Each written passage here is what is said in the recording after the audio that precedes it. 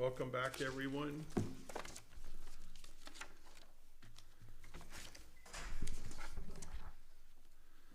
We're now going to go to our public hearing in just one moment.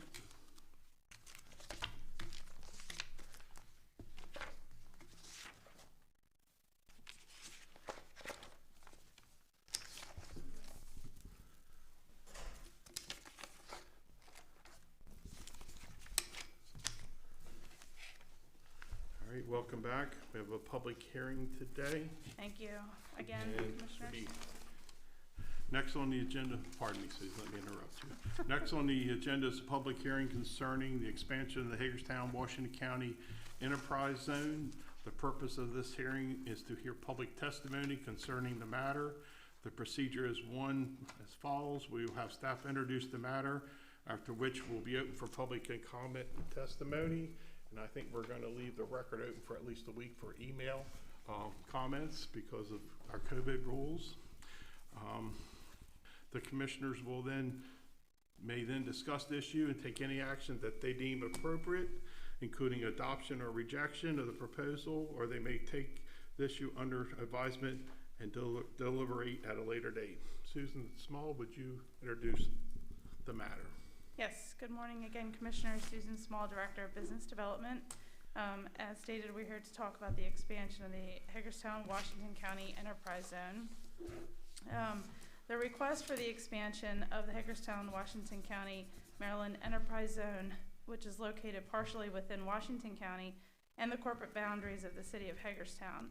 This specific request for the expansion is being made by the county and the city. The proposed expansion area includes Census Tract 10.01, which is industrial parcels of Sweeney Drive and parcels including the Review and Herald building on Oak Ridge Drive. The expansion will enable the county and the city to better market this area for economic development. And we do have concurrence with the city of Hagerstown and Economic Development Department and the Planning and Zoning Department from both the city and the Hagerstown, or in the county.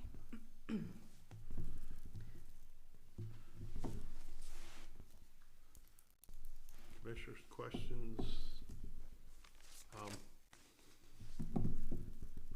Since we're going to keep this matter open, there'll be no public comment at this time. We'll open comments for at least a week following this meeting via phone call or email. Susan, the enterprise zone is an opportunity for businesses looking to locate or expand within the boundaries of the zone to receive additional tax credits to provide for additional investment into facilities and workforce. Is that correct? Yes. The Enterprise Zone is a 10-year program, and it does step down in tax incentive. But the great thing about it for expanding businesses or relocating businesses, it doesn't have minimum or maximum on investment and job creation. It does allow them to be a small, medium, or large business. And in this case, well, in all cases, the county would actually realize 50% of that tax back from the state. So we credit it up front, the city or the state returns part of that back to us. So it's a really useful enterprise zone or a really useful tax credit for us, both the city and the county. We don't have a map, but what this expansion is going to take in Record Herald, right? Is it going to catch any other properties expanded out? So yes, it will.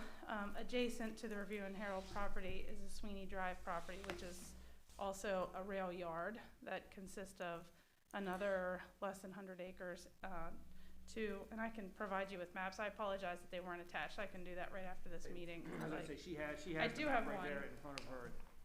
You don't want to look at it, but she can So provide it's expanding. It's said here. I'm just trying to clarify in my mind. It said here. It mentioned Review and Herald building and Sweeney Drive. So is there anything beyond that? Not right now. So this is an expansion can only be done in certain increments and certain times they have deadlines per expansion. It can only be a certain amount based on how much we currently have, and it has to be within one census tract. So this is just that one census tract, and we have multiple in our current zone. So we will be up for renewal of the enterprise zone at the end of 2022. And at that point, the city and the county planning and economic development have decided to do a comprehensive look at the zone. And we probably will add more in, remove some out where we don't see development occurring at the time, and have it align with our county comprehensive plan. So we are working with Jill Baker on that to do a much more comprehensive look at the entire zone. Is there a downside to doing that, or any downside? A comprehensive change? Yeah, the enterprise Not at all. expanding. Yeah. So it's all good, you can't. I think it needs to be done. I mean, it's been since 2012 that this was renewed, and it hasn't been looked at since then. So development has obviously occurred and changed in different areas around the county. So to try and focus it better on the right places is what we would try and do. Susan, you mentioned how as the enterprise zone expands, it's done incrementally, a census tract at a time. What other criteria for property to be in the enterprise zone? Is there a potential that all of Washington County is eligible for that? No. So it's based on poverty level, it's based on census tract data, just like the opportunity zone is, and the foreign trade zone. The Department of Commerce has specific folks within their incentive group that takes a strong look at all of the data on the census tract. So what I'm asking for today is really for you to approve our application for expansion.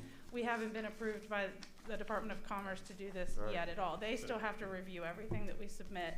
And it is a good bit of detail and data from both the city and the county. So just one correction. Sure. Because this is a public hearing, we're gonna wait a week for citizens' comments before we ask for approval, correct? Right. So Yeah, we'll keep bring this back in a week. So we'll have to come back on the April 13th? 13th. Okay. Yes. Will the new census affect this, and when we get the new census out? You know, that's a good question. It potentially could, yep, with new data. All right, Commissioner, you have any other questions? So given the ongoing health crisis and the nature of the meeting, the record on this matter will be kept open until the close of business on Monday, April 5th. Anybody who wishes to submit comments or testimony can do so to the county clerk. Krista, would you provide your contact information, please? Any comments or communication can be submitted to khart@washco-md.net or by mail to 100 West Washington Street, Suite 1101, attention County Clerk, Hagerstown, Maryland 21740. Thank you. Thank you. Thank you. That concludes our public hearing. Thank you, Susan. Susan, can you email that map? Yep. to all the Have our folks from Prudent arrived? We'll check on that. If not, we'll do the audio visual.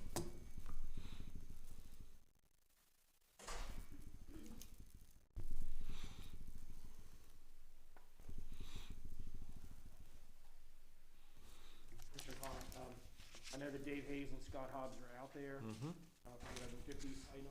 They said they could go forward without the sheriff, or wanted to wait the sheriff. Also, Okay, let's move forward with Dave Hayes then. And are they both here? yes, please. Thank you. Okay, I was gonna say, and Sarah's also said at the end of the agenda, we have the general fund budget proposed and the capital budget proposed. He's prepared to do that. Okay. Somebody want to let the sheriff know we're proceeding without? I'm right. I have the second one after this, and I can go first, and maybe the sheriff will be here. Okay, let's do that. Hey, please identify yourself and the matter, sir.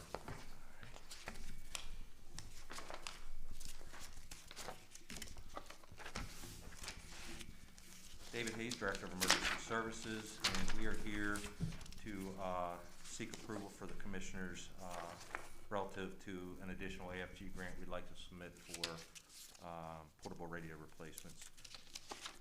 What we're looking for is a motion to authorize the Division of Emergency Services to reimburse costs associated with the grant writer fees for 18 volunteer fire EMS companies, to include the Hagerstown Fire Department, who will be applying for an AFG regional grant.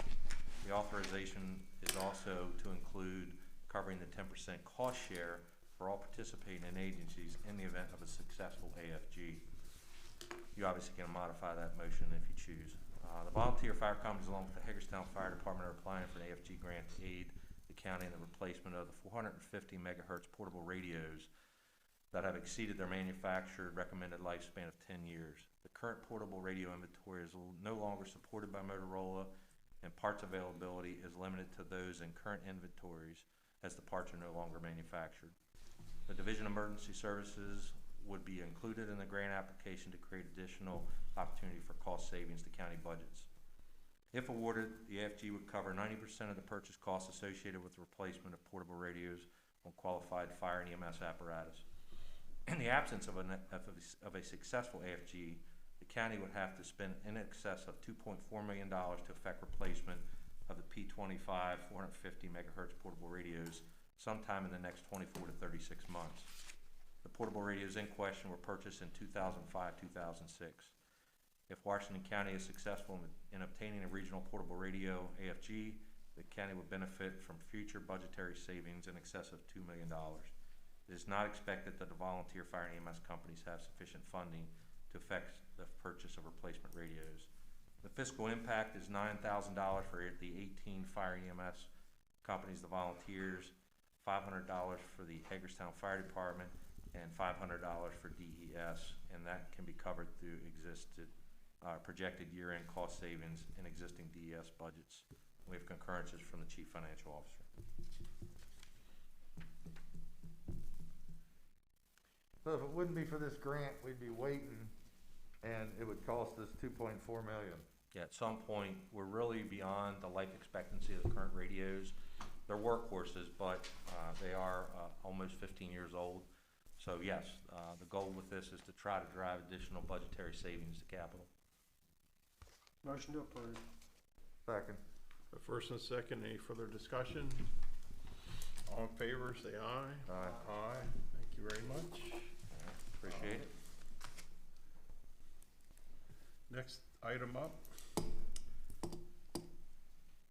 We are going to go, Mr. Hayes, are you ready to present the other item? Yeah, the sheriff's not here, but I think he'd be okay if we went ahead and, in essence of time, and move Does forward. someone want to notify the sheriff if he's on his way, we're okay without him, if it's appropriate?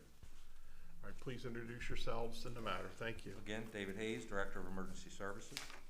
Good morning, Scott Hobbs, Director of Engineering. Good morning. And if he joins us, Sheriff Mullendore is included on the ARC, just for the record.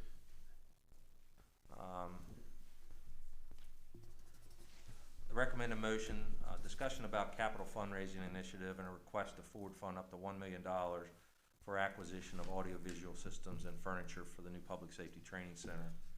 The report, the Public Safety Training Center continues its build-out with planned completion in early 2022. During the design phases for construction of the academic portions of the Public Safety Training Center, cost-saving strategies were employed to benefit the county through breakouts of certain aspects of the building components. These strategies utilize a capital fundraising initiative similar to initiatives developed in other jurisdictions to support construction of comparable facilities. The construction award for the Public Safety Training Center included the construction of the buildings and most of the interior components necessary to bring the Public Safety Training Center to operational status. Most of the audiovisual components and furniture were withheld from the building contract as part of a cost-saving strategy.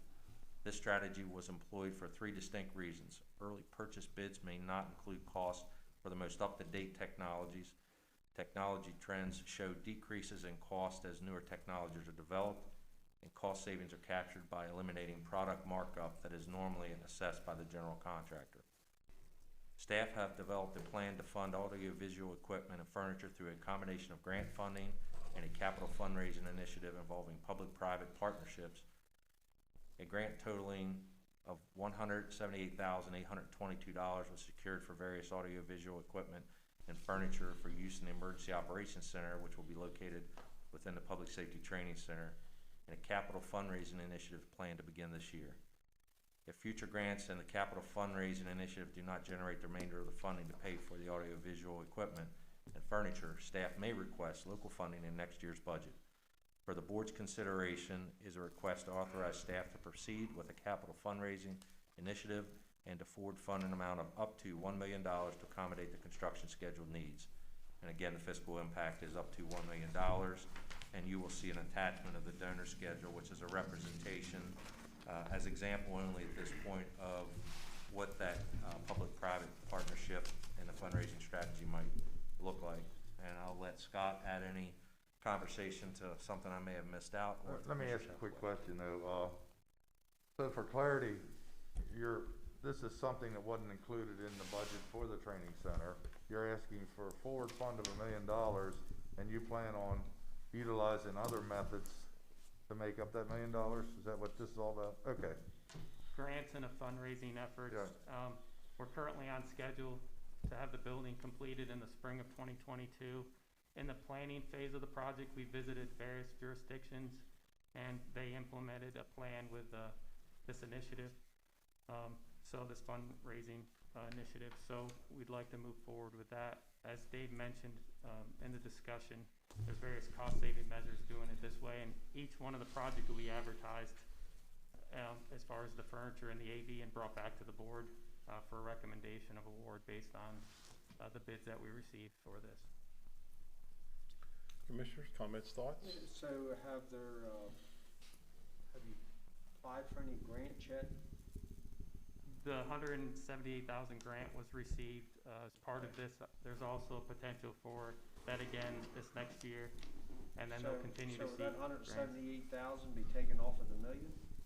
It'll be applied above that. So we're requesting $1 million be forwarded, and the $178,000 to go towards this effort also. You're saying up to, that doesn't mean you're gonna spend a whole $1 million. Up to $1 million based on the bids. So I think that to answer Commissioner Baker a little, the actual projected cost when the bids went out, when it was pulled out, was $1.2 million for the audiovisual. So that's why we're still looking up to $1 million.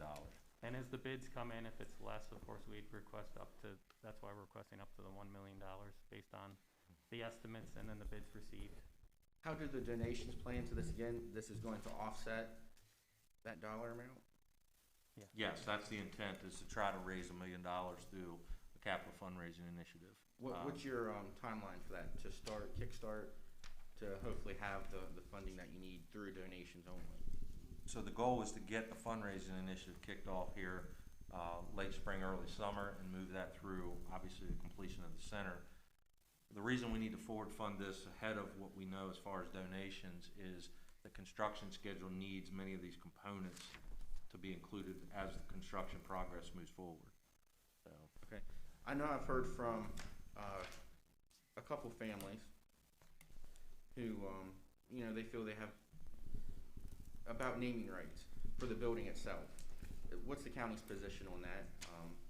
So the way we have this structured wasn't the building itself to be named, but basically to have the ability to name through donations and monetary values certain parts of the building, basically rooms, so to speak. And one of the reasons we've shied away from the building as a whole is there may be several people that maybe are deserving of that type of recognition, and in order to not offend anybody or leave somebody out or make it look like somebody's contribution over 40 years wasn't as valuable, we chose to stay away from that. If the commissioners want to go down that road, that certainly is your prerogative, but we have not really endorsed the full naming of the building itself. I know that would be difficult. We have a lot of heroes Yes. in Washington County, but I suppose there's an opportunity. I mean, these are large dollar amounts. Maybe one of our philanthropic individuals in the county who might be able to donate that money, or families could come together and maybe fundraise the money if they want to name a room after a loved one. They can hold their own event to raise money for that. Exactly. How they get to a dollar value that may eventually be listed here, and I just want to emphasize, this is something we put together as an example. So if the commissioners have input into what you think these dollar amounts, larger, smaller, whatever, by all means reach out to Scott or myself or the sheriff and we certainly can make those modifications. I'm sure you're gonna make us aware of these donations and the interest on these, right, in advance of accepting them, so we have some idea of what's going on. Is that okay? One of the purposes was to make you aware of this and see if this was something that the board was interested in doing. Right. And then staff can obviously look through it and create more additional details and provide to you. But before they went any further with this, I think they.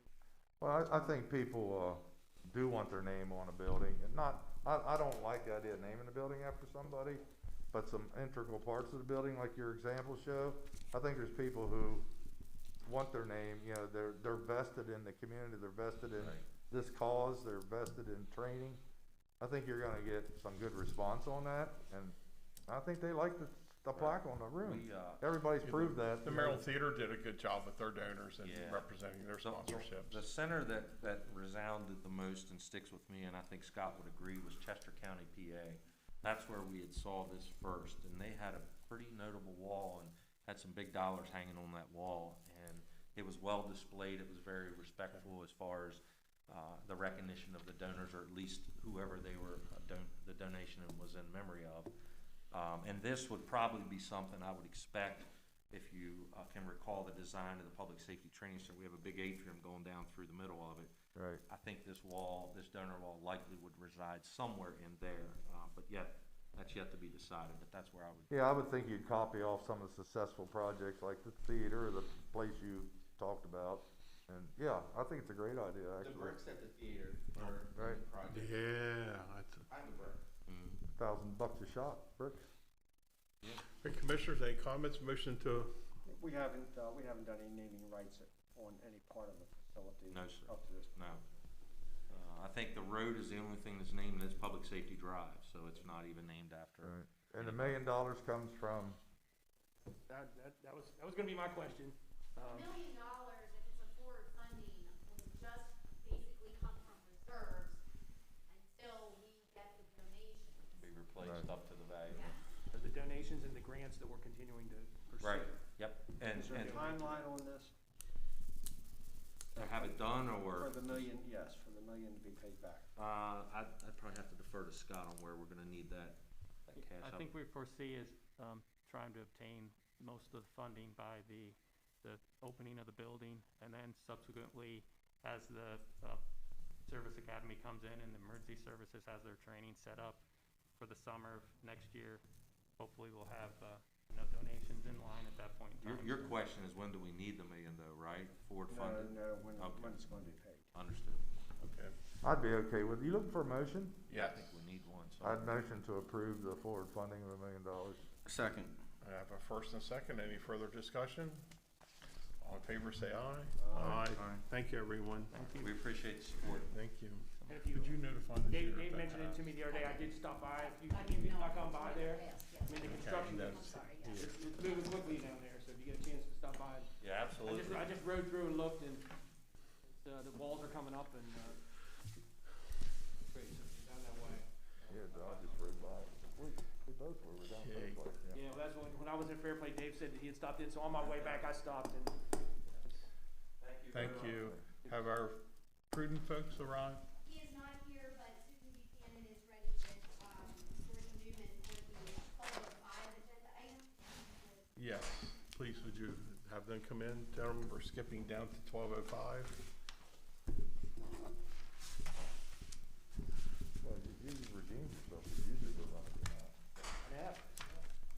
Yeah, I like this. I like it, but just wanna make sure we don't miss it.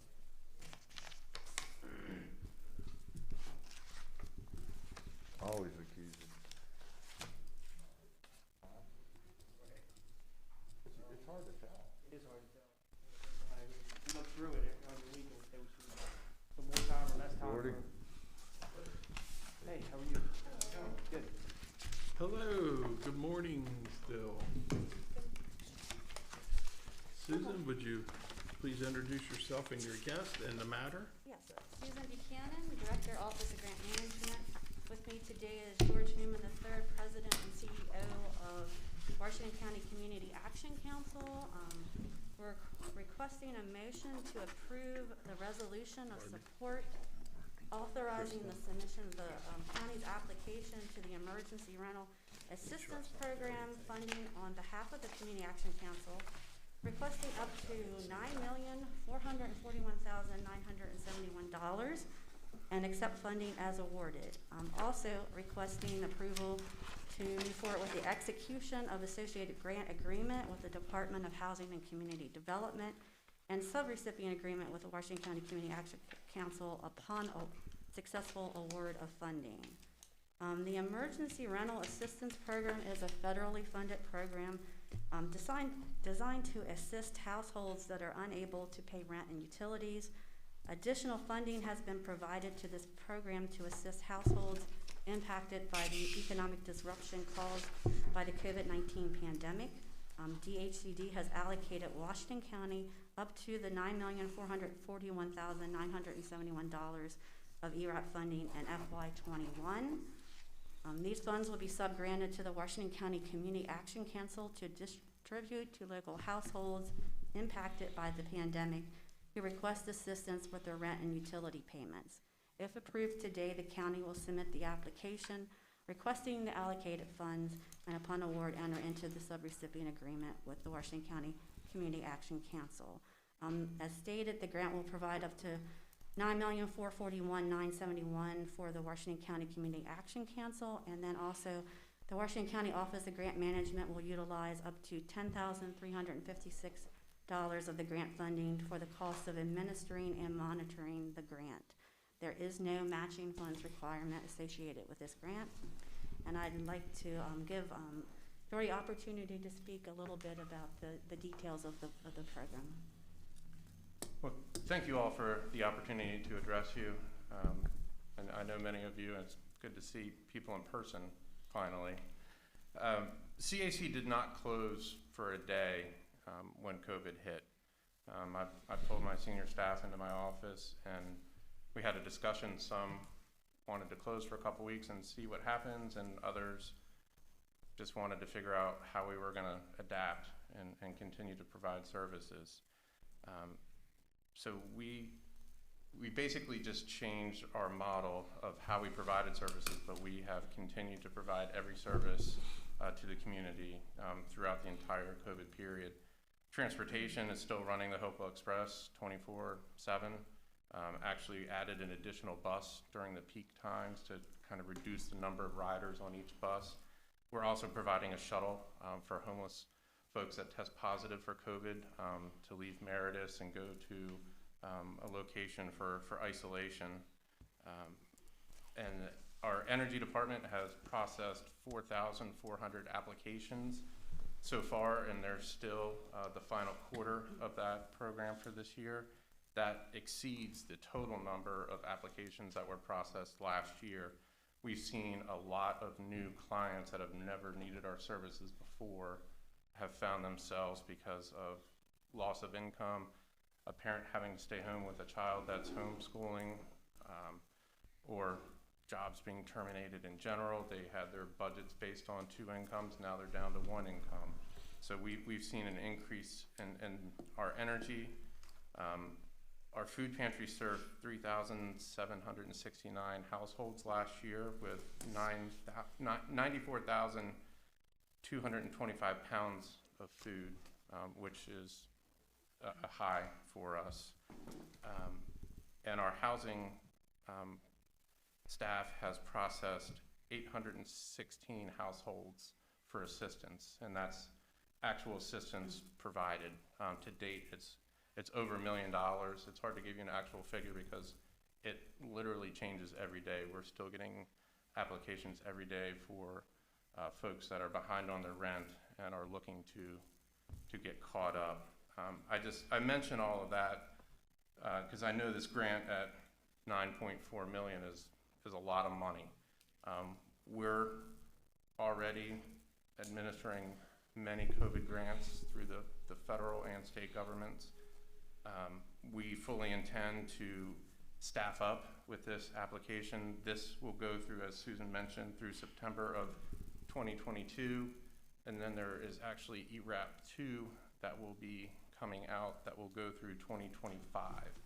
and the state will be getting an additional 300 million with that. Based on the formula, Washington County probably will expect several million when ERAP 2 is released. The staff that we're going to hire for this are going to specifically do ERAP.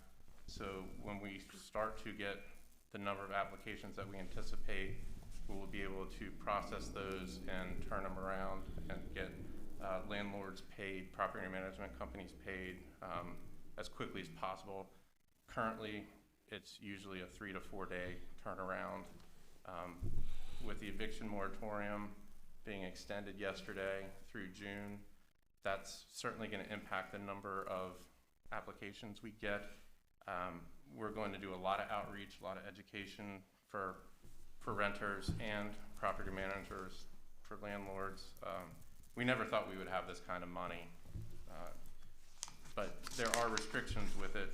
For example, with your arrears, you can't go back past March 13th of 2020. So folks that do owe significant money that in arrears, we need to get them caught up now, because as funding continues to come out, they're not going to go back to the start of the pandemic. They're going to have those dates advanced. So we're going to do a lot of outreach and education for the community as well. Gordy, just a quick question. You've never had this kind of money before because this is COVID related. Correct. And you just sort of touched on it. You guys do a fantastic job. These are just curious questions for me. The 9 million is, is it possible to use 9 million for rent and utilities, or can you expand that? And I'm just curious, can you use it for something else also? You just said there was some restriction. Yeah, But this grant is specific to housing and utilities. They do expand housing a little bit to include internet. It can also provide some other services like security deposits. But this, there's no food for this one. There's no hotel stays. We did a very non-scientific survey of local property management companies and the Landlord Association. We only got about a 10% response, but of that, it was about 1.7 million that was owed to just those entities that responded. The city of Hagerstown is owed well over $1 million. With theirs, it's probably closer to 2 at this point. So as long as people come in and ask for the assistance they need, it's good to have it. We'll be able to spend it. It's a county-wide program. Absolutely, yes, this encompasses everybody.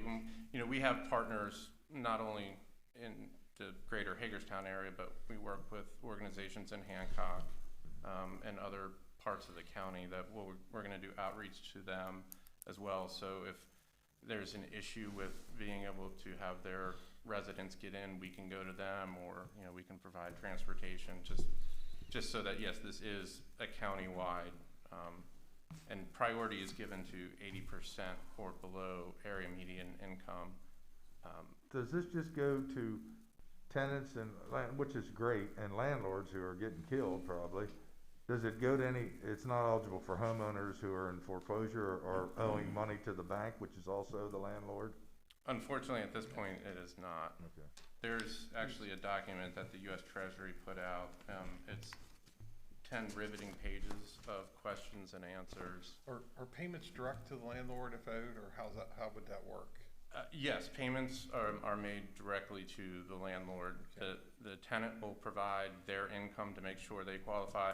With COVID, there's some pretty specific documentation that's required, and with the previous grant, the CARES grant we got through the county, Susan and I spent significant time establishing what was acceptable. So when the Treasury audits the state, who audits the county, who audits us, everybody's happy with what's been collected.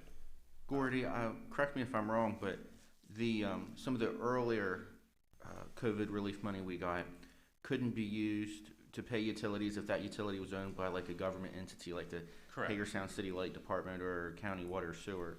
It looks like that's not an issue this time. No. For rent. No, utility assistance. Yes, public utilities are eligible for this money. Okay. Town of Williamsport, I believe, is around $250,000 that they're owed, so we'll be able to assist them with this money. But again, it's going to require the folks that have these arrears to fill out the appropriate documentation. the Treasury is requiring substantial data collection this time, even if someone starts the process and they don't bring in the necessary paperwork, we still have to report on them just coming in the door asking for help. Okay. Commissioners, thoughts, comments? I'd motion to approve it, Emergency Rental Assistance Program grant application submission. Second. First and second, any further discussion? Hearing none, all in favor, say aye. Aye. Thank you. Thank you. Thank you. Further decline, They're here? yes, Steve Dillman is here. All right. Go back to the. We can go back up to our prescription specialty cost management. Thank you again, come back Thank you. with 9 million more next time. Thank you very There much. you go. Thank you, Susan. Thank you. Thank you. See you.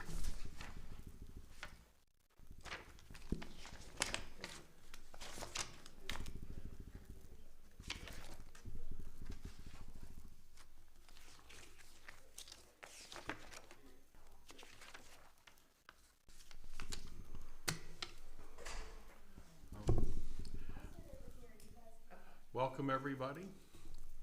Thank you. Please introduce yourselves and the matter. Good morning, Commissioners. Deborah Kondo, Deputy Director of Human Resources.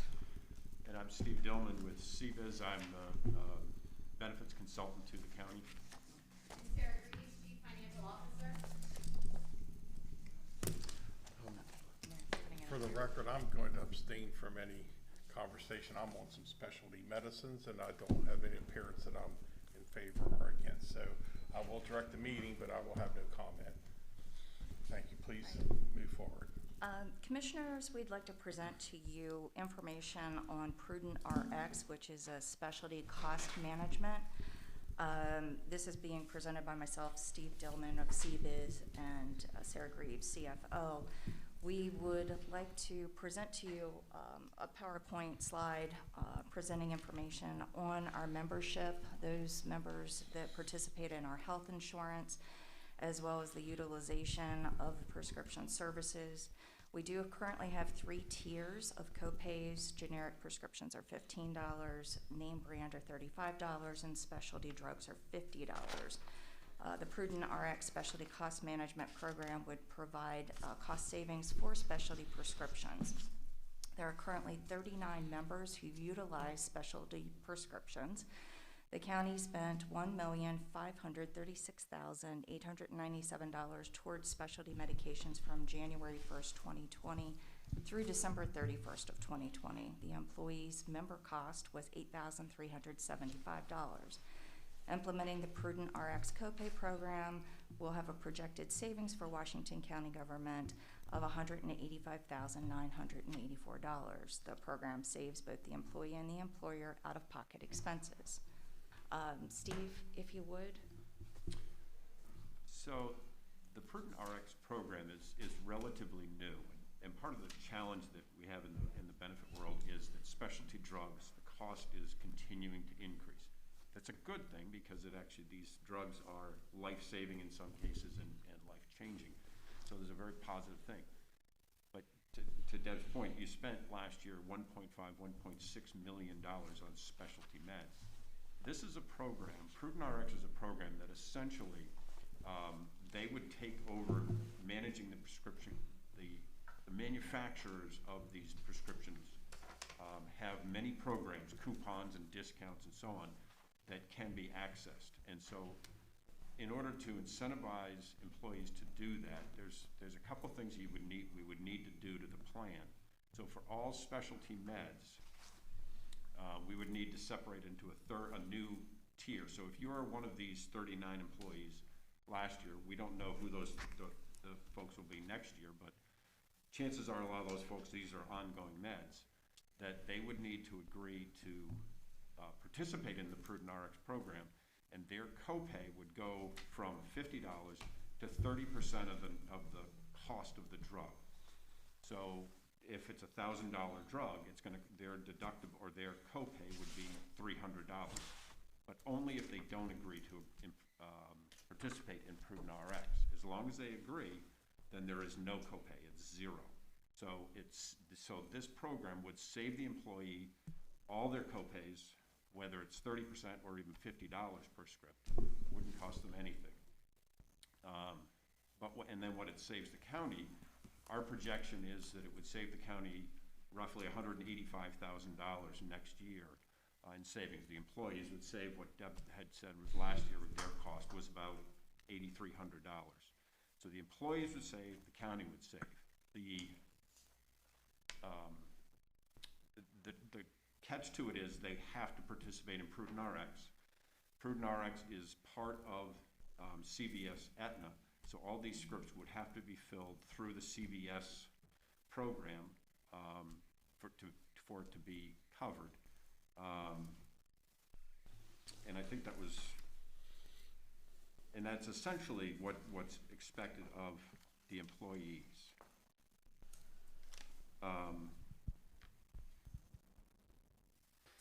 So zero out of cost for the employees and the county would save. So now the challenge is so these programs or the savings is incumbent on the drug manufacturers continuing their coupons and discounts and some of those kinds of things.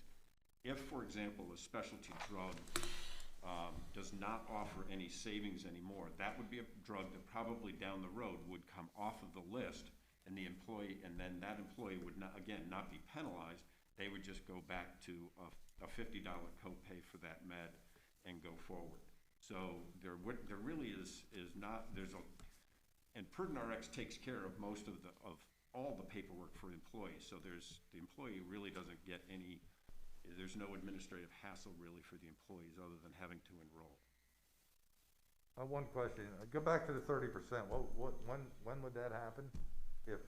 So this program would be effective July 1 with the renewal. So for all scripts, but there's a transition. So if we go to the last page of this, or I'm sorry, the next to last page, where it says the member experience.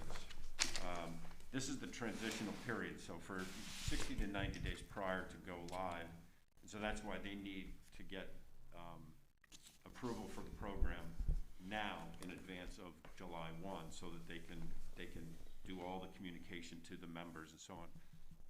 Initially, it's going to be to those 39 members that are on specialty drugs today. So it's not a huge. If I was on a specialty drug, you're confusing me, and I apologize for that. But if I was on a specialty drug, what would spur me to have to pay $300 for a $1,000 prescription? If you did not want to participate in this program. So, and let's say that you're getting your specialty med at Walgreens and you don't want to go to CVS.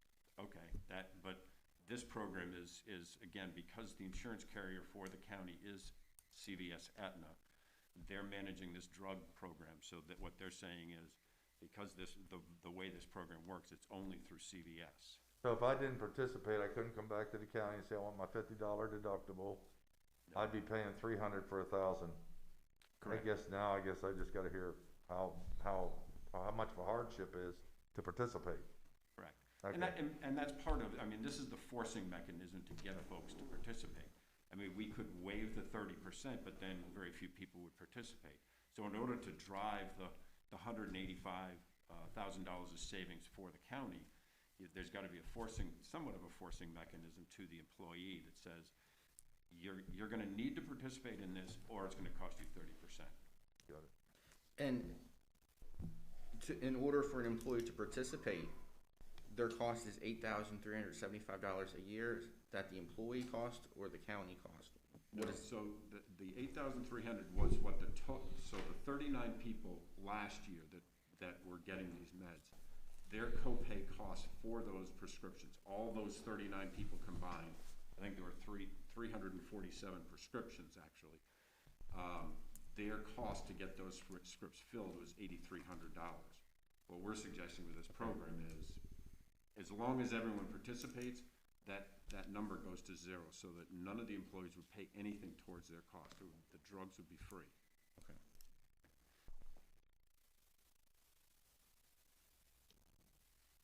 And this program fits into our current program, right? Yes. It's sort of an additional. So you gotta, That's what you you're gotta talking go to about when you have to CVS change the plan and. to get the program. Correct. That's Yep. just, Yeah, you have 3 tiers today. Essentially, what you would be doing is creating a 4th tier for specialty med. That would be this 30% copay if you don't participate. Okay, because that's the question that I had, how does it fit into our current plan? That answers it, so it'd be a tier 4, and as long as our employees participate in that, they will not have to pay, there will be no copay at all, so they'll actually save money. Correct. And the county will save money, the only time they don't is if they don't participate in the plan, and then it's gonna, it will affect them.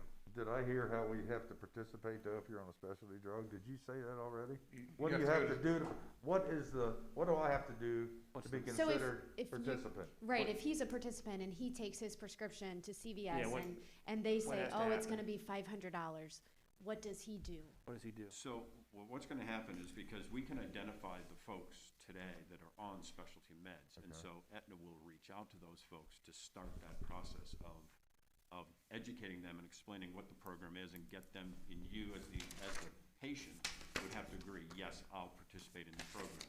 Once you sign off on that, then Prudent RX gets into the middle of it and takes care of working with the drug manufacturer and with CVS. So it's not a real burden on the employee. No. Shouldn't be. you just So gotta, the employee saves $50 deductible and the county saves $185,000. Correct. but you gotta go to CVS. But you have to go to CVS. Yeah.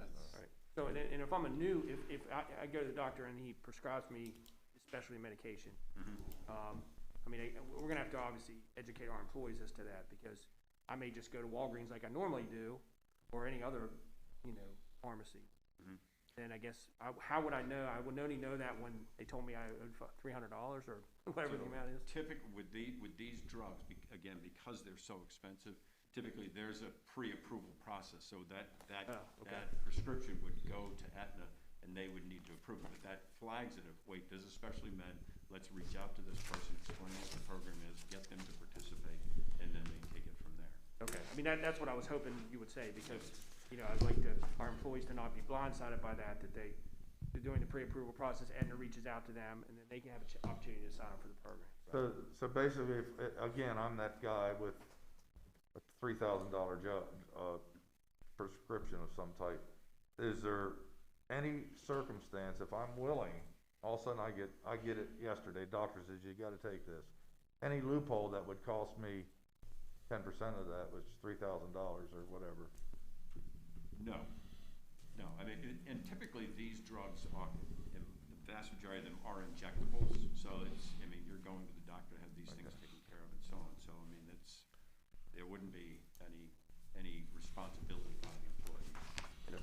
And if that specialty drug comes off the list, then you go back to the normal Aetna, our current plan, and then it would just be back to the $50 deductible, or whatever the deductible is. And that's something that they're gonna monitor on an ongoing basis, because so if all of a sudden a specialty drug manufacturer discontinues a coupon program or a discount program, then that would be reevaluated as to whether it would continue in the program or not.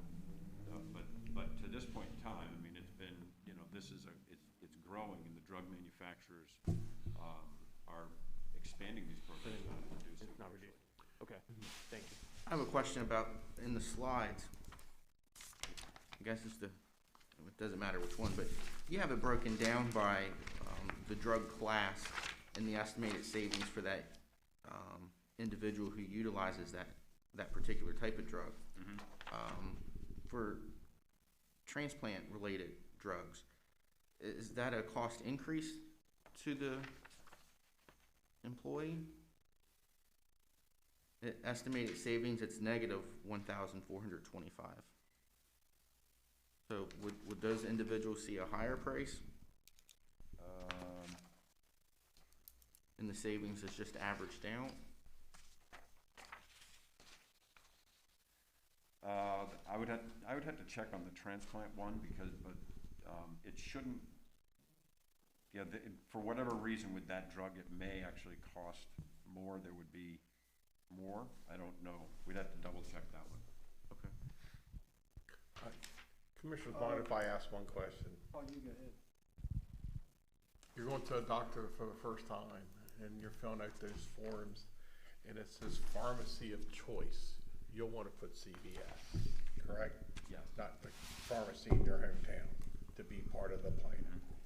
I mean, typically you aren't explaining what your pharmacy of choice is. I mean, but with the doc, it's gonna say, who's your pharmacy? And they say Walgreens. Okay, that's fine, but this drug, when it's been prescribed, that will hit Aetna and that will get it flagged so that then they'll back out to you and say, here's this program, let me explain how it works, blah, blah, blah, blah, But blah. you'd be wise just to incorporate CVS Yes. into your life. Mhm. Right, sorry to interrupt there. Terry, I apologize. Did you say this was still optional for the employee? Or, Well, it is optional. I mean, they don't have to participate in Prudent RX, but if they don't, then their copay for that drug is gonna be 30% of the cost. So and that's what they're paying now? No, they're paying No. $50 today. See, if the injectable was $1,000 and they paid 30%, that would be $300. If they don't participate. But Kind of we're strong doing it arm. as a You're kinda whole. gotta have a strong arm against it. Yeah, as an employer, if we select to do this, then everyone would be opting in, and only opting out would be the choice. I just don't wanna get a phone call from an employee saying, Randy, my last prescription was $2,000 and it cost me $600. I think when Steve was discussing it, it's pretty much a win always for the employee, because the employee's only responsibility is to enter into the Prudent RX program, which is relatively simple and easy to do because they already have a lot of the information on file. And so it's always a win for the employee to get that $50 copay down to nothing for their prescription. And I think if we want to circle back to this transplant negative, which I'm not sure where the negative came from, but under that estimated savings, that's not directly related to the employee. That's related to the cost overall, which is really the county's responsibility to pay. And so I think if we that wouldn't cost the employee any more money. Do you anticipate any of the employees not wanting to participate? It could happen that an employee would not want to participate, but we have to keep in mind, I think, that there are 39 that this would primarily impact. So a lot less than our total participants that we have in the county. And overall, these participants are used to paying that $50 every time they go and get the injectable or whatever they're getting. So I think it would be a benefit to employees. The other thing I would point to follow up on what Sarah said was what Prudent RX does. Prudent is the one that understands the drug manufacturer programs and so on. So they're the ones that are, and what Prudent gets paid for is to be the one on top of what the discount programs are and the coupons and so on to get the cost of the drug down. So there's nothing that the employee really has to do. Again, it's sort of turnkey. The employee just says, all right, I'll participate. And then from that point forward, the prescription's getting filled. They're going to have the injection or get the prescription, whatever, from CVS. And it's the same as it normally is today. So there's really no downside. Only, the employee then now no longer has any cost and the county saves significantly. So again, this is a relatively new program. So I want you to be clear. This is not something that's been around a long time. Specialty meds are continuing to increase, and they're a bigger and bigger percentage of your overall medical costs. So this is a pretty innovative program that, but from what we've seen, and we've implemented this with other counties around the country, but you are still kind of one of the earlier adopters. But that's a good thing because there could be a point in time as more organizations get onto this bandwagon that the drug manufacturers may do away with it. But there is savings here to be had today. So just a summary for me. No cost to the employee if they participate, and I can't imagine why they wouldn't. Saves the county $185,000, and everybody here's assured me that unless it's on the employee's part, that they won't get a bill or pay 30% of anything. And the last thing is, Prudent makes their money just from charging the county the policy. Correct. Or the premium. They're keeping 25% of the savings. That's how they get paid. It's a shared savings program. Yep. Right. So they don't get paid unless they save you So then money. it's not a true $185,000 savings to the county, you have to take 25% off of that I think that's No. already taken into account. Yeah, the actual savings, And this is for how long? Is this a 1-year contract, a 2-year It's a 1-year contract, and I think, Steve, if I'm remembering conversations that we had previously, the employee would be responsible for entering into the Prudent RX program annually, and then once they do it one time, it's good for the whole year, right? correct, yep. And the actual savings are $247,000. So then they're taking 25%, so the 185 is the net number, you would realize. Since it's only a year, I'd be okay with it, just for a test. But I hope I don't get a phone call from somebody saying, cost me $600 today. Commissioners' thoughts, comments, or motions? And that's my concern, I just don't wanna get, I want our employees to be satisfied. So if there's a specialty drug on the list that somebody's on, and the pharmaceutical kickback goes away, it automatically reverts to the $50? Or is there gonna be some situation where, well, the program's gone away, but it's still on our specialty list, so unfortunately, because you're in this program, you're stuck with 30% of the cost? Now, we can confirm that question, but the way it typically has worked is if a drug discontinues the discount program, the employee wouldn't be responsible for the difference. So but that's again, that's part of Prudent RX's management of the overall program.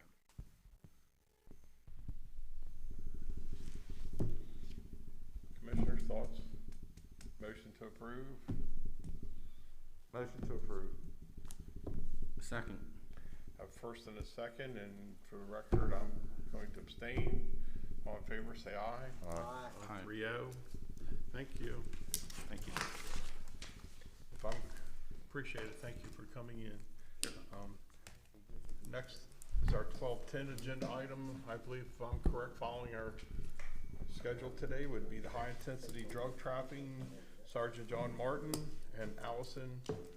If you're listening, please come in.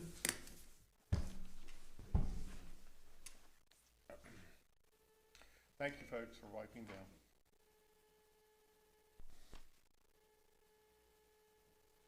Where we at now, John? We ahead? Go ahead, I'll come on.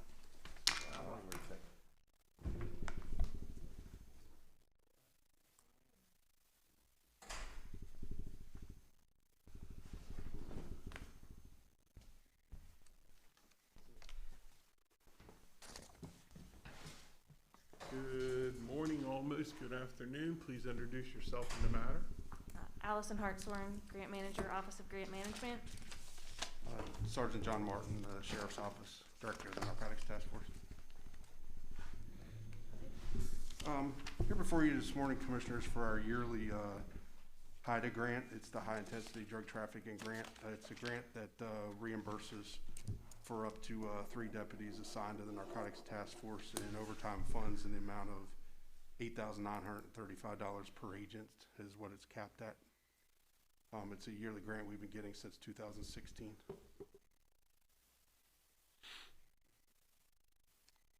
Allison, any further information? No Commissioners? further information, just looking to move to approve the acceptance of funds that they have received.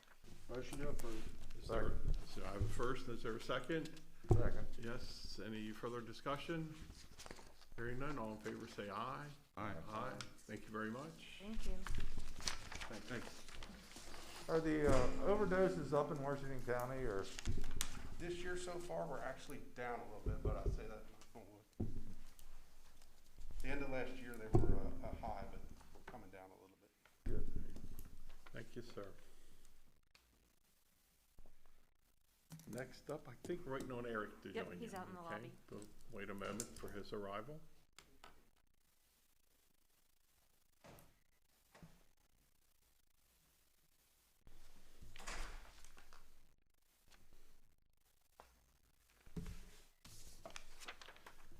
Good afternoon, everyone.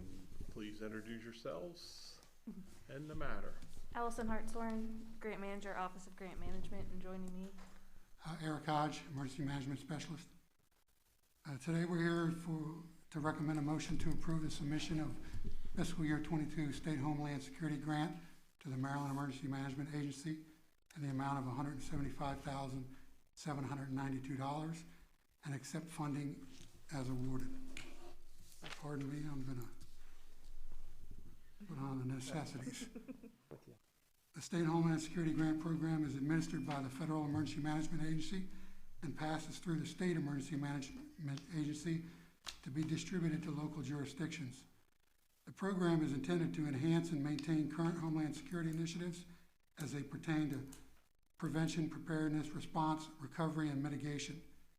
The grant will pay partial salary for the emergency management specialist and a part-time position within the Washington County Sheriff's Office for the incident management team coordination, and projects and other costs which include training, equipment, public outreach, and response capabilities. The Office of Grant Management has reviewed the grant guidelines. The performance period for this federal grant is September 1, 2021 through August 31st, 2023. There's no matching fund requirement associated with this grant.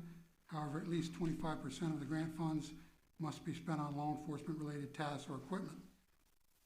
The fiscal impact to the county is zero. It provides $175,792 for emergency management related expenses, which may otherwise be charged to the emergency management budget. Motion to approve. Second. Have first and second, any further discussion? Hearing none, all in favor say aye. Aye. Aye, thank you very much. Next agenda item, Emergency Management Performance Grant. Welcome back, please introduce yourselves in the matter. Allison Hartshorn, Grant Manager, Office of Grant Management, and joining me is Eric Hodge, Emergency Management Specialist. And thank you for your understanding. I do that so our clerk can delineate the differences in the meetings. Thank you so much. We're here to respectfully recommend a motion to approve the submission of the application to the Maryland Emergency Management Agency in the amount of $102,817.11 and accept funding as awarded. This is for the Emergency Management Performance Grant, otherwise known as EMPG. It is to provide federal funds to states to assist local, tribal, and territorial emergency management agencies to obtain the resources required to support the national preparedness goals associated with the areas and core capabilities. The performance period for this federal grant is October 1, 2021 through August 1st, 2023. There is a 100% match requirement associated with this grant, which is covered by the emergency management operating budget. It provides for $102,817.11 for emergency management related expenses, which may otherwise be added to the emergency management budget. Matching funds will be in the form of budgeted salaries, which is subject to approval in the county's operating budget for fiscal year 22. Commissioners, thoughts, comments? Motion to approve. Second. First and second, any other discussion?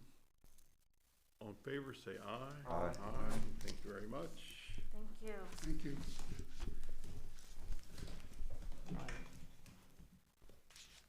Hey, Ryan. I know Ryan is out there. Okay.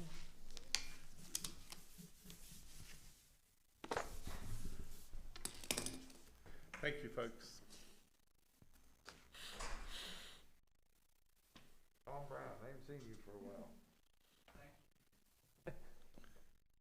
Being quiet.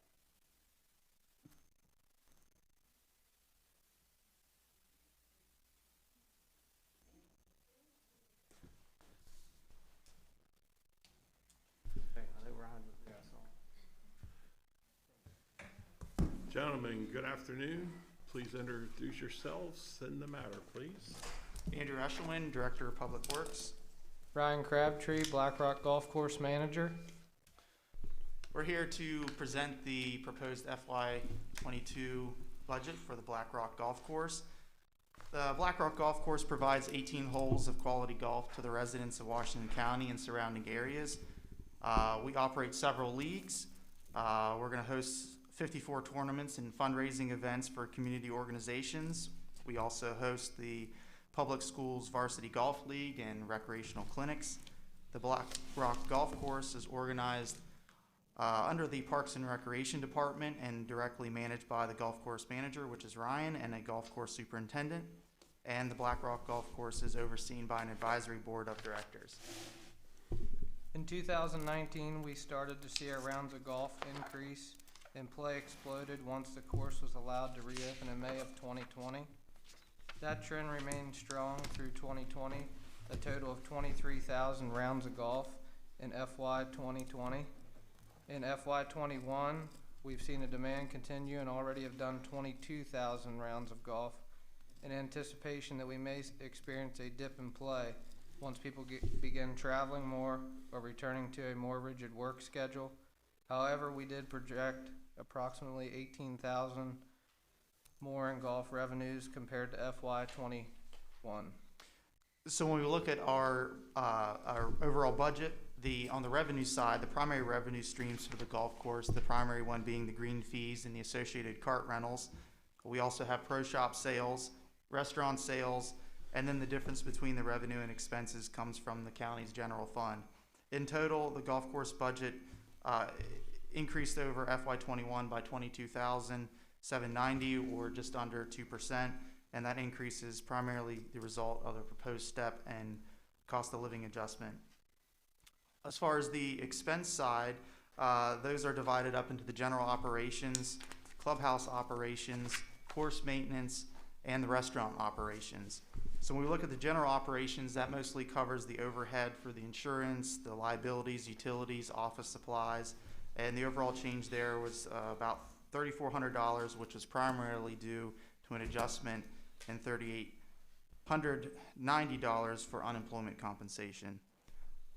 Moving to the clubhouse operations, that includes the wages for the golf course manager and the part-time pro shop staff. We have a minor increase there of about $4,200, 1.6%, mostly due to wage increases.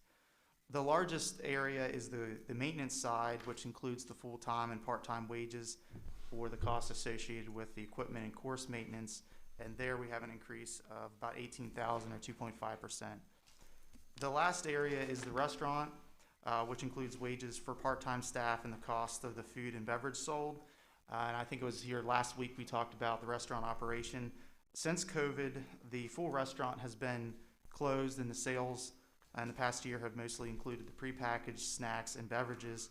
But we look at resuming offering that service, and the proposed budget is decreasing there on the expense side about $3,200, or 3%. So I think overall the trend is we continue to see very strong demand. I mean, Ryan, if you want to share about some of the days we've had already, now that the weather's broken, that continues to look promising, and trying to hold our expenses in check. Yeah, here lately we've had over 120. The one day we had 165 players. A lot of locals that have repeat business. Also seeing some from other counties come into play, so that's a positive. I think last year you said COVID wiped out a lot of the tournaments and the fundraisers for events, so we only did, I think, 3 last year. And 3 last year, and I'm booked for 54 this year, so that's a big jump. I think with COVID last year, people were just scared of having the big group meetings and everything, so the gatherings afterwards, so I think they're getting back to normal. Are there any questions we can answer? I have a question. The general fund contribution increase of $11,980. What is the total general fund contribution? The general fund contribution is about $350,000. Now, that's the upper limit. We'll hope to see where we finish. And doing the budgeting this year was somewhat challenging because last year we weren't sure if it was an anomaly. So far on this year, we're running about $100,000 ahead on revenue, and we'll have to see how we go on expenses. So the current amount that we have for this current fiscal year, which is shown as $337,000, is less than that. I know when we looked at through January, which isn't full year, our revenue and expenses are about the same. But then February, we were pretty much closed for course play due to snow. So what you're saying is if we have more revenue, less money for the general fund. Correct, and then Sarah maybe can explain what we do when we finish either ahead or below any given year to try to balance that out. But Yeah, good afternoon, Sarah Greaves, Chief Financial Officer. Andrew's correct. Whenever we finish the year, we evaluate where the fund stands for their cash reserves. And if they have sufficient cash reserves, then the general fund does not contribute as much money if they have a surplus in the fund. And so that's a direct savings to the general fund. And I think, if I'm remembering correctly, last year, even though it was a difficult year, 2020, we did actually not end the year with a large deficit. I think we ended with a $10,000 surplus. yeah, that seems about right. I know Ryan ran the numbers for the 6 weeks that we were closed compared to the previous year, which was one of our busiest times. So that was about $120,000 in potential lost revenue. So even with that taken out of it, we hit that mark. Right. They keep pretty good control at the golf course on, monitoring those revenues and expenditures monthly, and making adjustments where possible if they're not meeting the revenues. Commissioners, questions? Hearing none, thanks very much. Thank you. Thank you. Next up, fiscal year budget, transit department.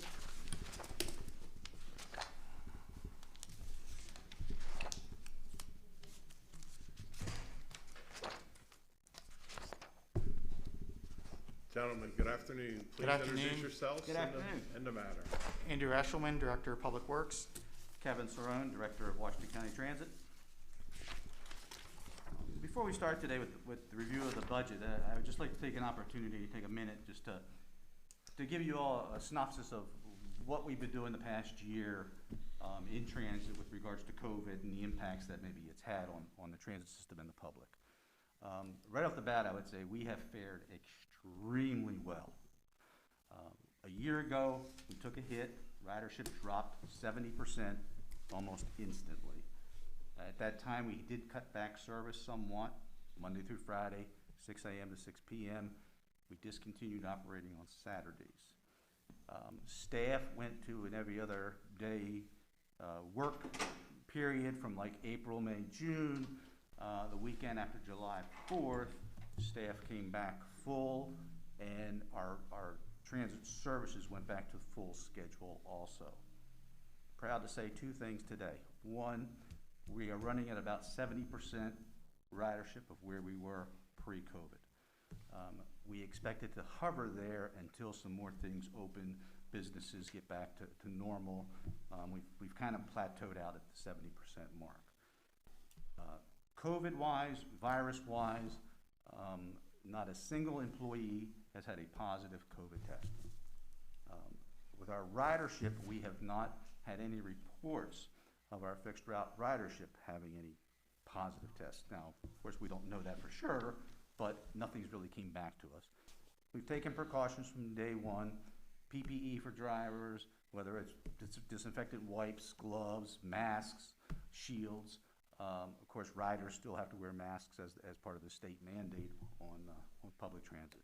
So I just wanted to let you know that we think we fared pretty well, especially when you look at some other public transit systems around the nation. Washington, D.C. is an example. I know it's a different animal, but they're still hovering around the very low, below 50% in their ridership recovery from pre-COVID.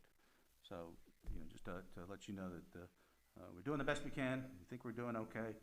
Haven't really heard anything from citizens as far as complaints of service. So we'll continue marching on, which of course brings us to our budget request for fiscal year 22. A couple of weeks ago, I came in with the grant application for the federal and state grant dollars we received for we're requesting for FY22. And I'll preface this by saying at that point, I did mention the fact that the state of Maryland, through MDOT, was reducing their operating match to the federal dollars by 20%. And on the capital side, it used to be an 80% federal, 10% state, 10% local match.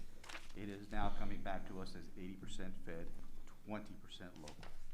So the cost sharing has changed somewhat at the state level. The federal level has remained constant. We're still receiving the same dollars in operating that we received over the past few years, and it is evident that the capital monies on the federal side will also remain available to us. So with that said, in our budget, and please feel free to interrupt and ask any questions. I wasn't going to go through every line, but just to touch on revenues. Our revenue sources are, of course, our fares. We have the federal match, the federal grants, we have the state match, we have the local match. There are some miscellaneous things in there. We still operate the jobs program through the Washington County Department of Social Services and receive $109,000 a year. If you look at the numbers there, it is a $30,000 reduction from last year and the previous year, simply because DSS does not have those funds available to pass on to us for the program. We're still confident we can operate it at the $109,000 level. When you get into the expense side of it, Andrew and I have been back and forth, and we kind of joke about this a little bit. Almost 80% of the transit budget is something where we really don't have much control over without affecting service, meaning payroll, benefits, fuel, tires. All of those things are pretty much standard, have remained consistent throughout the years, and we really don't see any adjustments occurring downward in savings of monies unless we physically change service in some fashion. Of course, if we decide to add any type of service, those numbers incrementally are expected to go up. So without going into specifics, I guess maybe I'll throw it to you guys. Is there any questions specifically about grant funds, revenue in general, particular expenses? I'll be more than happy to try to elaborate on those things for you. I guess I'll just interject and add, in addition to the ridership being affected by COVID, we've seen the same effects on the capital side with some of our bus orders. There's been extensive delays in that process because these things are custom built and ordered, and they receive parts from a lot of different manufacturers that have been affected by the supply chain. So in some cases, buses that we've ordered now 2 years ago, we still have not received, and so then that cost shifts on the maintenance side for us to keep those buses in service since we haven't received the replacement yet. So that's been another way that we've been affected, and we are looking at turning over our fleet. We have a number of vehicles that we were able to purchase and have on order, but we haven't received yet. Question. With the addition of some employers on Weasel Boulevard and Creighton Boulevard, are there bus routes already existing to take passengers there?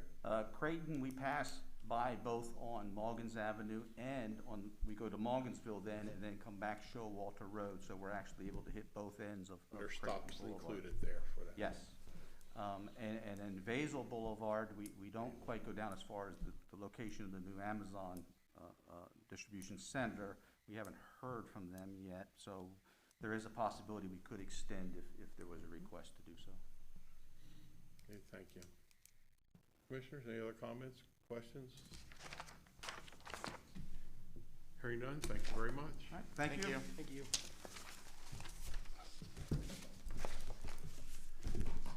Next on the agenda, fiscal year 2022 solid waste budget presentation. Dave Mason, please come forward.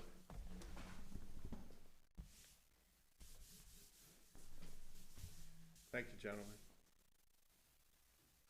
Mr. Mason, please introduce yourself and the subject. Good morning, Dave Mason, Deputy Director in charge of solid waste.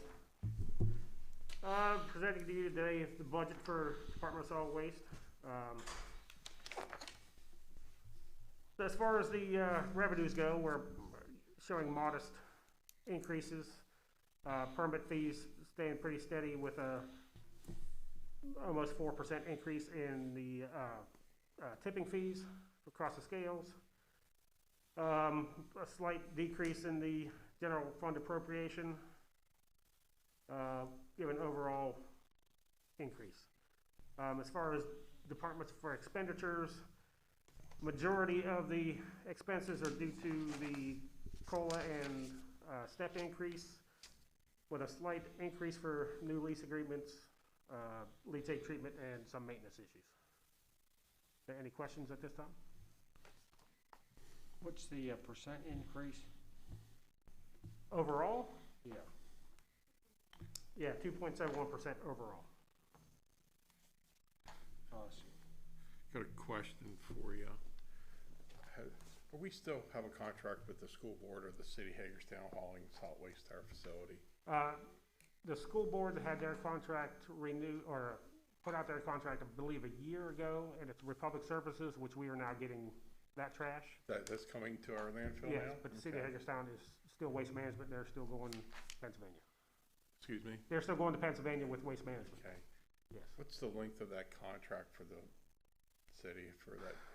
I mean, I think the original contract was like 5 or 6 years, so I think they're in year 2 or 3 of this current contract. Okay, is that an I'm sorry to ask these questions. Is that an automatic renewal by the city, or do we have the opportunity to make a presentation, or does that go back out for an option for us? I'm not 100% sure on the way it's set up, but I think it's like a specific term with the option for renewal for a couple years, so it might be like 3 years regular and then a couple renewal years afterwards, but I haven't seen the contract specifically to know exact setup of it. Okay, thank you. Dave, what would you estimate that value to be from either, or both, if you can estimate it, from the Board of Ed or the City of Hagerstown? What would you estimate that? I mean, City of Hagerstown would probably be a minimum of $400,000 a year revenue. Okay. I'd have to go back and look at the tonnage from the Yeah, I think at one time I heard it was, pardon me, as high as $600-some thousand. Depending on the rate, and I think their tonnage has dropped over the last couple of years, because it used to be about 13,000 tons a year. Now I think they're estimating about 10. So if like Republic got it, they have the second tier reduced rate at $40 a ton. Okay. So that would be about, $400,000 a year. School board, I think it was in that neighborhood of 100,000 or so a year.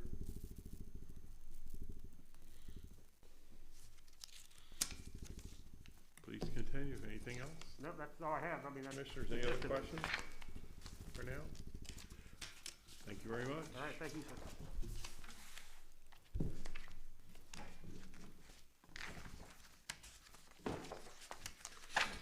Next up, general year 2022 general fund budget. Sarah, Kim? Thanks, Dave. Please introduce yourselves and Good afternoon, Commissioners. Sarah Greaves, Chief Financial Officer, here with Kim Edlin, Director of Budget and Finance in the audience. General fund budget, this is the third draft that I have attached to this ARF. It does not materially differ too much from the previous presentation that I made to you. So instead of going department by department, today I wanted to focus on just the changes from when you last saw it. One major change includes the disparity grant amount, reduction of 7.8 million down to 6.7 million. You can see on the attachment on page 4-5 in the description that the disparity grant is in this budget at the $6.7 million amount. The reason we decided to reduce it to 6.7 million is because we are assured that we will receive the 6.7 million. With the passing of the supplemental bill, we could potentially receive 8.4 million, but that has not passed yet, and if it does, we will. When's our budget passed down there? Is it April something? When session? It's right when session ends. Yeah. I think session ends on the 12th or 13th. Yeah. Okay. Not just general knowledge. Okay. Okay. Thank you. Sure. Has the governor submitted a supplemental budget to cover that amount yet, or? I don't think so. Well, we've also written a letter to Secretary Brinkley, request full funding on that. Absolutely. Yes, we have. So we're trying to secure that funding, but I don't have it included in the budget. If we do get word that it'll be provided, we will definitely make those adjustments and appropriate those funds accordingly. The only other change to the general fund budget from last time was an increase to the election board for additional expenditures related to a second and third early voting site. This is also related to legislation that's currently being proposed or reviewed. It may not pass, but what we're hearing is that it's likely to pass, and so that's why it's included in the budget. Of course, if it doesn't pass, we'll remove that from their budget as well, and that can be found on 4-23. I would like to take a second to ask you to turn to the page after 4-25. It's also in front of you in a large format. It's the 5-year plan.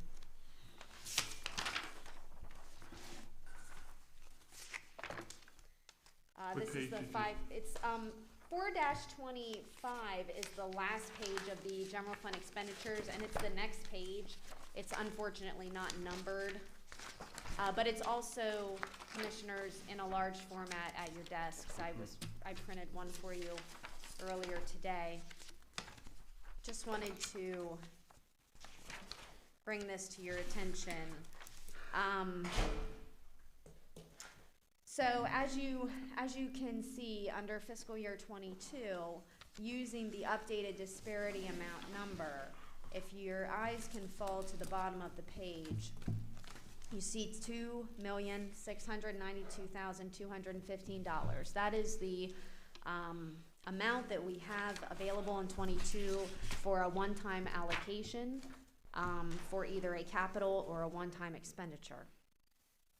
I'd like you to take your eyes down to the bottom row. It's entitled Excess Revenue or Expenditures. As you can see, those amounts are zero for the first 3 years of this plan. So while we may have $2.7 million in one-time funding available for 22, as you go to 25 and 26, you can see that that's not the case. And so right now in the 5-year plan, we do have a deficit in those years. Now that is 5 years out. There's a lot of things that can change in 5 years. We have several developments underway right now that we expect to have some additional income tax for, which would help to alleviate those amounts. But I do just want to bring that to your attention. We don't have a meeting next week, so the next agenda available for an additional general fund discussion would be April 13th. Some of the things that I think we still need to discuss is how to appropriate the one-time funding that is available. Currently around $2.7 million. I understand it can change if the disparity grant is increased. That's another thing. If you look at this plan in 23 through 26, I do have the increased amount for the disparity grant already included in this plan because it's a sure thing for 23 and beyond. It's just not provided in the budget for 22 yet.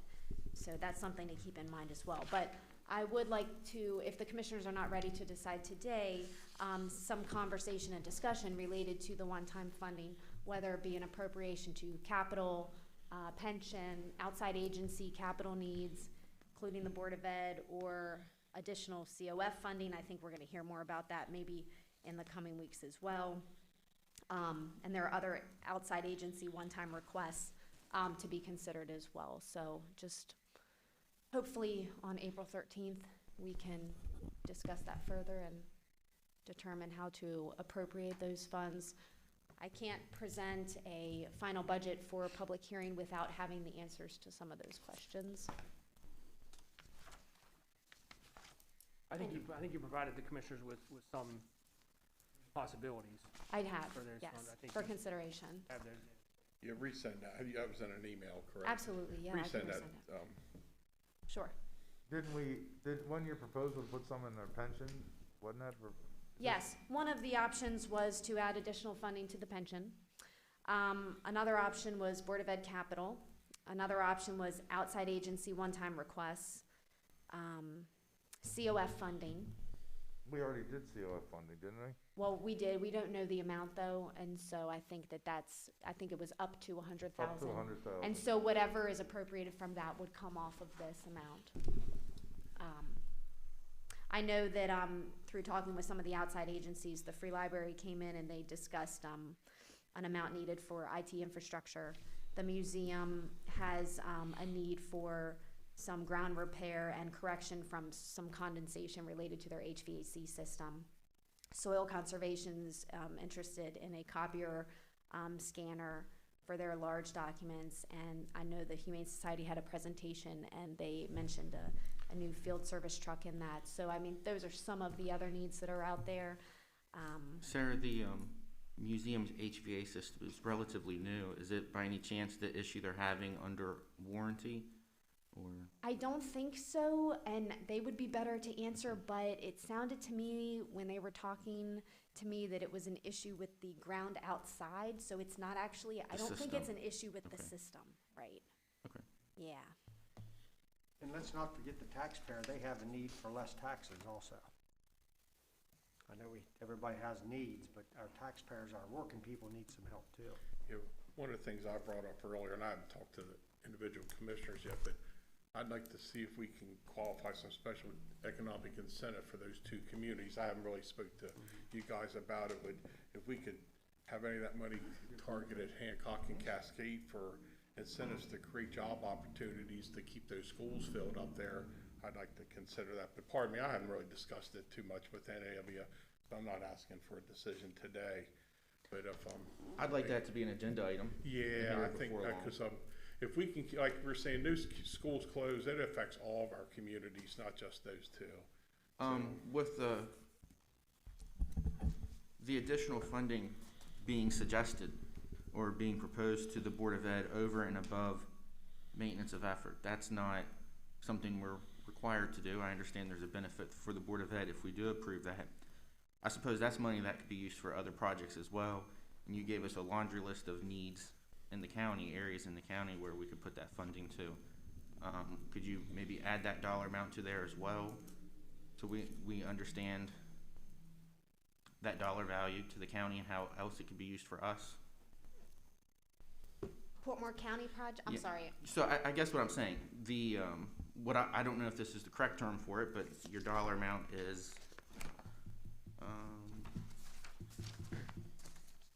the additional the additional hold harmless maintenance of effort. Oh, is the what 1 I'm million referring for to. the, okay. The hold harmless maintenance of effort. That's additional money that we are not required in any way to provide because the Board of Ed student population has declined. That's correct. I think it's interesting in the same budget cycle we're talking about the Board of Ed is asking us not to impact their funding because of a decrease in enrollment. We're looking at impacting our communities because of a decrease in enrollment. And just wondering if we don't have to use that money to provide to the Board of Ed. It's still a rather large budget and our largest allocation of monies Washington County government has ever provided to the Board of Ed. You gave us a laundry list of needs that we have. I think a top priority for me is our pension funding for our county, I think is rather low. So we could certainly utilize that money as well. If we did utilize it, where might it go? You could, yes. It's not required by law to be provided. And that additional $1 million, and we have talked before, I think pension is high on the priority list as well.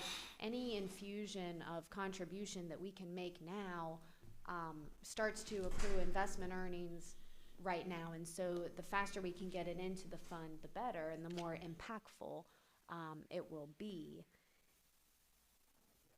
I was gonna say, I asked that question about, I think we talked about, if we put so much in, what's the percentage increase of that? And I talked to Sarah about it, then she educated me on, you put it in, and then, of course, it'll compound yearly, so the initial will only go up 1% or 2%, but then it'll help move forward as we move, you may all know that, but I had a talk with Sarah after the last meeting, she brought me up to speed on that. So I think it's important if we have, some revenue that we can put into the pension fund to start that process. And we do, and I mentioned this before, but I did also talk to Sarah about, there is a plan to build that up over a number of years. 20 years, yeah. anything we can put in the meantime will help speed that up. Yeah, and I think Commissioner Kiefer asked for this to be an agenda item so we could discuss it, but I'd like some more ideas of, Terry mentioned helping taxpayer, Wayne, and I agree, the schools and Jeff, the schools impacted, the Cascade and Hancock. Just, could you get us for an agenda item, just some more Are you thought talking about process? economic development Yeah, initiatives right. to be, I can, with Susan Small, We can get with Susan potentially, Small and yeah. have some. I foresee and we're bringing this back to the schools, because the schools are important. I think we're saying in our communities. And if we take two of our most outlying communities, yank their schools out from their communities, I think the amount of social needs that will be needed in those areas will be greater than ever. That's gonna cost us money. Okay. Yeah, that's one of the reasons I asked Mr. Newman if that program was countywide. Because we have those economic issues in Hancock and Cascade. You're looking at a lot of people gonna need rent assistance and utilities. So, all right, does that give you direction what? Yeah, yes, absolutely. Any other questions for Sarah? Okay. Sarah, continue, or is that the? So Sarah, just to recap a little bit, you will provide us that email again with your list of suggestions of where the additional monies could go. It will include the original amount you gave us, but also that hold harmless maintenance beverage should it not go to the Board of Ed. Absolutely. Thank you. You're welcome. Okay, Sarah, I believe you're up next again for the. Sarah, Go ahead, Terry. You send me an email. I want to know how much our county spending budget has increased over the last 3 years in dollar amounts. 3 years? Sure. 5 years. 3 to 5 years? And do you mean the general fund or you mean county-wide? General fund probably is Do both. most relative. Okay. Okay. Okay, Sarah, I believe you're up on the next agenda item, presentation of the 2022 capital Yes. budget. Please Yes. introduce yourself again and the matter. Thank you. Sarah Greaves, Chief Financial Officer, here to present to you draft 3 of the 2022 through 2031 capital budget. We have already been through this budget in more detail. The changes that have been made are very slight, and they are all related to some funding assumptions that we provided corrections to. The FY22 capital budget is $56,997,000. The changes can mainly be seen in the public safety section and the transportation section for road improvement. Public safety is on page 15-19. There are slight changes, and they are all related to speed camera revenue assumptions. We had assumed speed camera revenue that was higher than what we expect to receive in the general fund. The net amount of speed camera revenue we expect to receive is $500,000. In the capital plan initially, we had some years with $600,000 and some years with $700,000. So we just had to make some adjustments for that. It was relatively simple to make those adjustments because those funds go directly to the Police, Fire, and Emergency Services Training Facility or the new Police Patrol Relocation Center. So we made that adjustment. The other changes are on road improvements, which is on 17-23, and these changes were made as a result of just identifying some variations in the highway funding that was being provided. There were a couple years where one year was $300,000 being provided, the next year was $900,000, and we made it a flat $500,000 across the board. So that is just for consistency purposes for budget. And there are no material impacts otherwise. And do you have any questions on the capital plan? The capital plan does include currently $12 million in bonds, just for your awareness.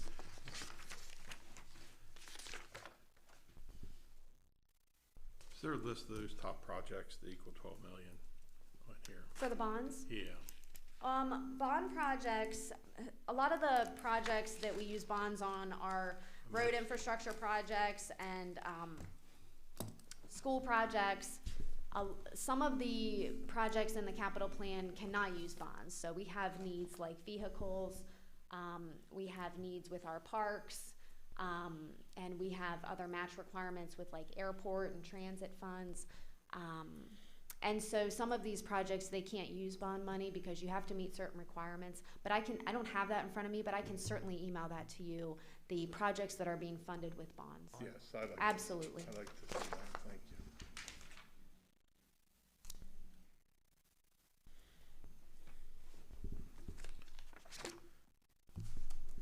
And our total dollar bond debt, is it increasing or decreasing? It is increasing. Year after year? Yes, we issue about 12 million annually in bonds, and we pay off about 10 million annually, so. And sorry, Terry, every 5 years, do we not go in front of the delegation for approval for bond debt for debt? For increased bond authorization. Explain what that is. That is just authorization required that we have to issue bonds. Generally, we wait 5 years or so, and we ask for a large amount, like $50 to $70 million in bond authorization. We have to have that authorization available before we issue bonds, and we do track that authorization and what level we are at annually through the bond sale process. Is that would you say, a check and balance on our commissioner form of government that we have? Absolutely. If we were like a charter, we wouldn't need that approval, would we? A charter government? I'm not sure. But every 5 years, we go for the delegation for that approval. Yes, yes. And then just I think that's correct. I don't think we would need that if we were For charter. charter. Mm-hmm. Do you have any idea what the average interest rate we're paying on our debt? If I were to guess, I would say on average probably 3%. The last couple years, we've come well below that. Just based on the economy. If we're in a booming economy, generally the interest rate is higher, but on average probably 3%. No, I assume we're thinking we're gonna get a low interest rate. Last year it was really low. I think 1.3% last year. It was super low, and we had several refundings with very low interest rates as well. So that's good for issuing debt. So in a good economy, interest rates are higher. They are, In yes. a terrible economy, the rates are Generally higher. lower, yes. Okay. Yep. Sarah, is there anything else?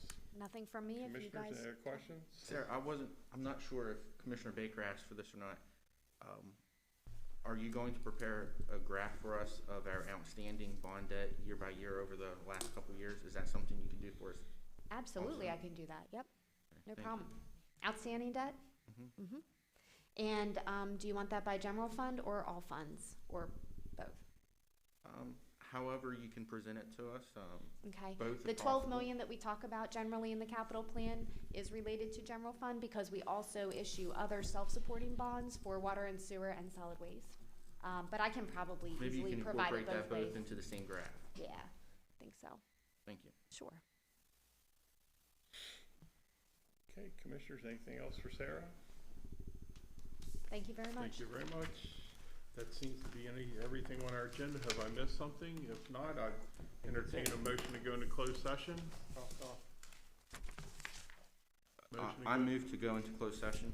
Thank you. Is there a second? First and second. Any further discussion? Hearing none, closed session we go.